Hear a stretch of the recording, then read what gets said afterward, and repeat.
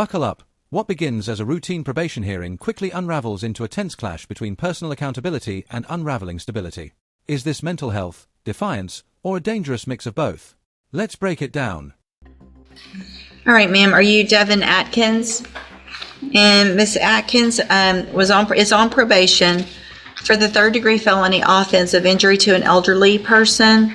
That's started at May 23rd of 2022. There was a motion to adjudicate probation filed.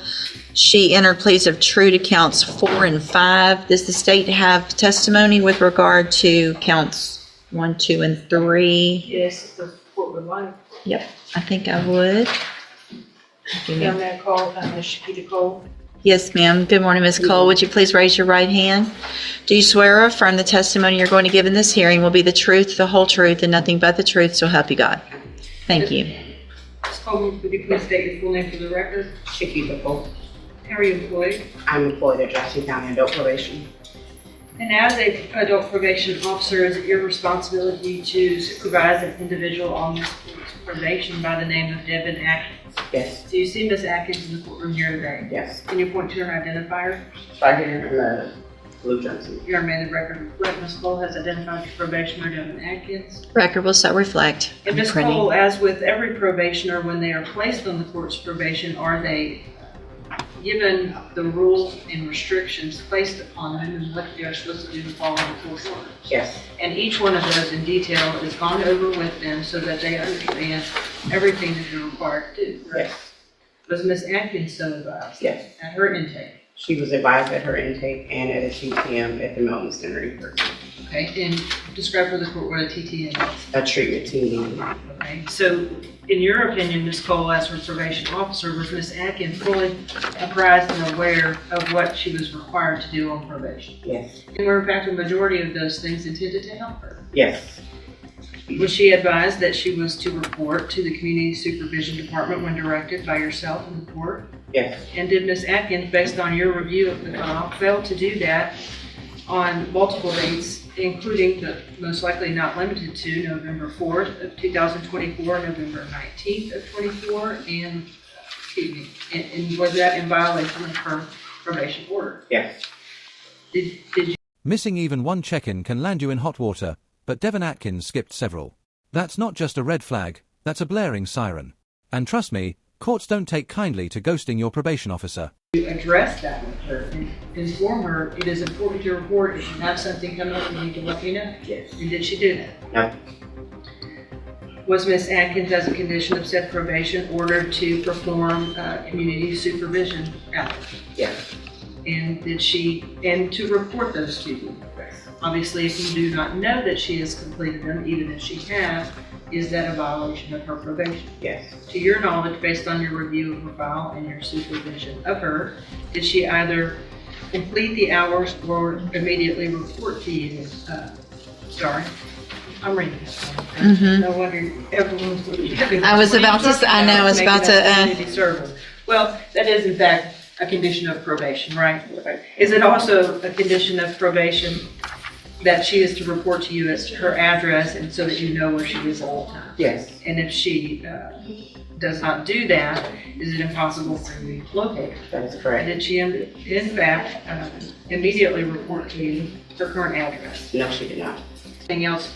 I know you and I have had a lengthy discussion about her that you feel would be appropriate for the court to know in conjunction with your testimony and your updated PSI. The main thing is her mental health. She refuses to address that. We've made appointments for her with Spinal Tap and she didn't attend. And there it is. Mental health becomes the invisible wall blocking Devin's compliance. Missed appointments, skipped medication, constant communication breakdowns. So here's the question. Should the justice system bend when mental illness is a factor, or is accountability always non-negotiable? The appointments, she's 100% when she was out unmedicated. So that kind of interfered with her completing her services. And she maintained contact with the victim in the case. So okay. That part, her grandmother was trying to be there for her because of the mental health difficulties. And that's the main thing that we were trying to get her to address. Okay. Can I address anything? In a minute. Mr. Lewis, do you have any questions? Hold on, ma'am. You're going to get an opportunity, okay? Mr. Lewis, do you have any questions of Ms. Cole? Just briefly, during your supervision of Ms. Atkins, were you able to supervise her at points when she was on her medication and not on her medication? The entire time she has not been on her medication. So she's been on medication this entire time? Yes, sir. Anything else? Nothing else. All right. Thank you, Ms. Cole. Any other witnesses with regard to the allegations? Based on the testimony, Unless I may ask, Ms. Cole, Judge, Yeah. and you stated that earlier, Miss Evelyn Thibodeau, I believe that is her grandmother, correct? Yeah, she's back on. hold on, ma'am. At some point in time in November of 2024, was Miss Atkins violating the condition the court had imposed that she not to have contact with Miss Thibodeau for Miss Thibodeau's safety? Yes. Thank you, Judge. Any questions about that? About No. the count, that's count 8 with the Right. contact? Okay. Then, at this time, based on the testimony, I am going to find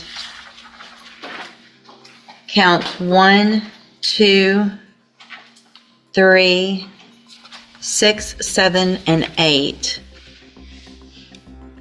Counts 1 through 3 and 6 through 8 found true. That's nearly the whole indictment. The judge isn't just tallying violations, she's stacking them like bricks. And Devon, he's running out of ground to stand on. True. Again, there were pleas of true to counts 4 and 5 previously. I've received an updated pre-sentence report. Has everyone had an opportunity to review that report? Yes, ma'am. Any additions or corrections to that report? No, from the bench, Judge. Nothing from the state, Your Honor, unless Ms. Cole has something to add. Do you have anything to add that's not already in your report? No. So the main thing I want to make sure, Ms. Cole, I have a notation here to ask is, you guys were aware of mental health issues and had opportunities for Ms. Atkins to participate in mental health services. Is that correct? I made the appointments myself. Okay. All right. Argument, Mr. Lewis? Well, Judge, I think definitely from the updated PSI we have, as well as I think there was some issues from the jail. If you look at those issues and activity, I think that goes directly to her mental health state. Unfortunately, she has not been on a mental health caseload. I think that definitely would benefit her, as well as, being able to take advantage of any services that phenotype inmate Jamar may have, or any programs that probation deems appropriate for her. I have had conversations with her, and meaningful conversations with her, where she has addressed to me her desire to take advantage of those activities if those available to me. She did understand that she had the safety opportunity that didn't go well, but I don't think the mental health issues were addressed, mainly just substance abuse at that point. I think if we can get a handle on that, or get some work done with her to address the mental health issues, I think she'll do a lot better in this situation and be able to complete this assessment. I mean, it's hard when Hold on. someone's not taking patients. Well, it sounds like you had appointments that you missed that Ms. Cole made for you. What, did she go to regular Safe P or special? No. Hold on. Special needs. So she's already been to special needs Safe P. So that was a whole 6 months plus aftercare of drug and mental health help. So Ms. Atkins, the problem is you're being given all the opportunities. Yeah, but like I said, I don't know if I told you, I had an appointment in Port Arthur because I cannot get into Bowman. They're not taking new patients. So you had an appointment that Ms. Cole set for you, at least one. How many? Yeah, but it's not for medicine. It's for psycho. I'm not a psycho.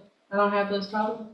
I mean, some people do that. I don't know. Well, you obviously we don't know what you need because you won't even go do the evaluation. That it sounds like you haven't been on medication that would be what? Evaluation where? At Spinaltop. That's what I'm telling you. That's not. I don't have that. I'm not a psychopath. That is for. It's psychopath. Nobody's saying you're a psychopath, but you That's have. what it's called past program. I'm not a psychopath. That's what I'm That's not what it's called, and that's not the reason it's called that. Did you catch that? The moment Devon hears psychological evaluation, she fires back, "I'm not a psychopath." It's a raw, visceral misunderstanding of mental health language, and it might be costing her her freedom. Okay, if you had gone to your appointment and talked to them, then you would know what that was for, and you would know that it was meant to help you so that you could get on medication stabilize and not have the issues that you've been having. I'm going to find that you previously entered your, I'm sorry, Ms. Malfino, did you have anything to add? No, Judge, I think that from my conversation with Ms. Cole, she's been gracious enough to offer to continue to work with her, because I think she clearly sees the mental health issues. But as you can see, what Ms. Cole has been having to deal with is how the court has had to deal with Ms. Atkins today, and it's been kind of just run around circle. Well, and in addition, I am going to find judicial notice of the court's file. Ms. Atkins was evaluated for competency to stand trial not that long ago. I think it was in January of this year. And I have that report. And the finding is that Ms. Atkins is competent, understands the nature of the proceedings, and is then just really making a choice not to follow through with what programs have been given to you, Ms. Atkins, to try to help you. So at this time, any recommendation as far as? I have one more thing to say. Okay. She is not giving me the information needed to follow up with those type of things. Okay. Well, I don't believe you. I don't believe you. Ms. Cole would never say go do something and not tell you where to go or help you get there. No, she says she does not have a list of the community service. I'm not worried about your community service. I'm worried about your mental health and the fact that you're not doing what you need to, and you're still contacting the victim, and it's a serious case. And so I got to protect society, unfortunately, because you're not choosing to do the things that. I was gonna die, so I really didn't have much of a choice. Okay. It's my life in jeopardy. I'm going to find that you entered your pleas of true to counts 4 and 5 freely and voluntarily. Again, I'm finding counts 1, 2, 3, 6, 7, and 8 true. Find sufficient evidence to find you guilty, and at this time find you guilty. As Devon keeps cutting in, the judge's patience finally snaps. This isn't just about courtroom etiquette, it's a warning shot. In Texas, talking over a judge mid-sentencing can literally add years to your sentence. And right now, that's exactly what's on the line. Don't talk over. I'm about to sentence you to prison, and how you keep talking over me is about to start adding years onto that. Stop talking. It's just going to get worse. Do you understand? Okay. I'm going to find sufficient evidence to find you guilty, and at this time I'm finding you guilty of injury to an elderly individual. Sentence you to a term of 5 years in the institutional division of the Texas Department of Corrections. You will receive credit. You will receive credit on that sentence for any time that you've been in custody that the law gives you the right to receive. No. I'm telling it, like she thought, like I could not get up there. I'm going to hand you the trial court certification that shows this was. I would like to speak to a detective. This was not an agreement, and so you waived your right to appeal. I need you to sign that with her. I gave you hospital papers. I gave her everything. I'm also handed you. I had a doctor's appointment and everything. That's what I'm saying. I've got 5 more years that I could add on to that. Oh man. I can give you up to 10. You need to stop talking so I can finish what I need to do. Okay? I'm telling you, I'm not guilty. That's what I'm telling you. I did not have a choice. I went to the hospital and everything. I'm handing you a written admonishment regarding your ineligibility to possess a firearm or ammunition because of the judgment entered against. I don't have a gun. I'm not. Just listen to what I'm saying. If you'll listen for a minute, you'll understand. Because of the judgment entered against you, you're ineligible under Texas law to possess a firearm or ammunition. I don't have a gun, man. Good, then you don't. To the wrong person. I'm Devin Atkins. I don't have a gun. I'm required to read that to everyone. I don't know what you're talking about. I don't have a gun. Good. Then you don't have to worry about that. Go back with the bailiff. Thank you.